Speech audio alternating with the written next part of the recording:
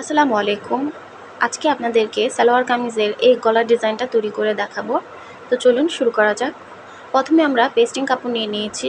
আর এখানে কিন্তু আমি উপর থেকে 5 ইঞ্চি এবং লম্বালম্বি করে 5 ইঞ্চি নিয়ে এবং নিচের থেকে আরও 1.5 ইঞ্চি এক্সট্রা নিয়ে নিয়েছি। এখন গোল একটা শেপ কেটে নিয়েছি, সেটা দিয়ে কিন্তু এখানে গোল গোল শেপ দিয়ে দিচ্ছি। দেওয়ার পর কিন্তু এখন আমি উপর দিক থেকেও দিয়ে দিব, যতটুকু হয় ওইরকমভাবে আমি কিন্তু দিয়ে দিয়েছি। এবং নিচের থেকে যে এক্সট্রা 1.5 ইঞ্চি রেখেছিলাম সেখান থেকেও দিয়ে কিন্তু উপরটা একটু চোখা করে দিয়েছি। আর এখন কিন্তু সাইডগুলো এরকম কোনা করে কেটে নিব। আর অবশ্যই কিন্তু এই কাজটা করার জন্য কিন্তু পেস্টিং বক্রমই নিতে হবে।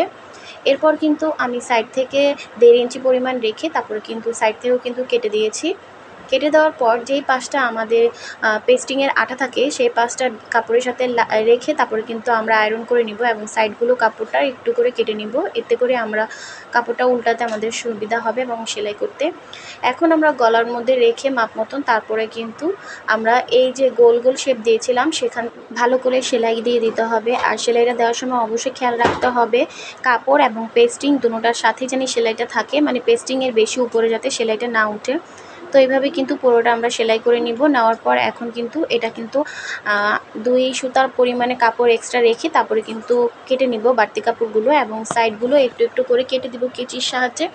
এতে করে কাপড়টা যখন আমরা উল্টাবো তখন এটা উল্টাতে সুবিধা হবে। এবং প্রথমে আমরা বাড়তি একটু কাপড় রেখেছিলাম সেটা কিন্তু পেস্টিংয়ের সাথে সেলাই করে দিব এবং যে গোল গোল শেপটা সেই শেপটা কিন্তু ভালো করে হাত দিয়ে ফিনিশিংটা করে নিতে হবে। এরপর মাঝখানে আমরা একটা পালপুতি দিয়ে দিয়েছি সাদা রঙে, আপনারা চাইলে এখানে খালিও রাখতে পারেন এবং ফিতাও দিতে পারেন। তো কেমন হয়েছে গলা ডিজাইনটা অবশ্যই কমেন্ট বক্সে জানাবেন।